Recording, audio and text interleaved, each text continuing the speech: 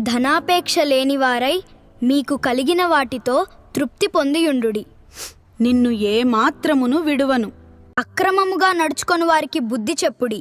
ధైర్యము చెడిన వారిని ధైర్యపరచుడి. బలహీనులకు ఓతనీయుడి. యేసుక్రీస్తు శరీరధారి అయి వచ్చెనని ఏ ఆత్మ ఒప్పుకొనునో అది దేవుని సంబంధమైనది. ధనాపేక్ష లేనివారై మీకు కలిగిన వాటితో తృప్తి పొందియుండుడి. నిన్ను ఏమాత్రమును విడువను. దురాశ గర్భము ధరించి పాపమును కనగా పాపము పరిపక్వమై మరణమును కనును. కాబట్టి యేసు అందర్నీ ప్రేమిస్తాడు. మనం ఈ శుభవార్తను మన పొరుగువారికి మరియు స్నేహితులకు పంచుకోవాలి. కొందరు ఆలస్యమని ఎంచుకొనున్నట్లు ప్రభువు తన వాగ్దానమును గూర్చి ఆలస్యము చేయువాడు కాడు. అంత్యదినములలో అపాయకరమైన కాలములు వచ్చునని తెలిసికొనుము.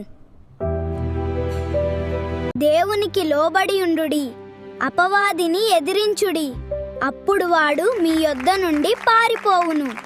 యెహోవా, నీవు మా మధ్యనున్నావే, మేము నీ పేరు పెట్టబడిన వారము, మమ్మును చెయ్యి విడువకుము.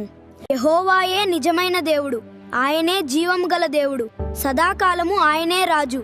ఆయన ఉగ్రతకు భూమి కంపించును. మనము శ్రమను అనుభవింపవలసి ఉన్నదని మీతో ముందుగా చెప్పితిమి కదా, అలాగే జరిగినది. ఇది మీకును తెలియను. మనుష్యులను సంతోషపెట్టువారము కాక మన హృదయములను పరీక్షించు దేవునినే సంతోషపెట్టువారమై బోధించుచున్నాము.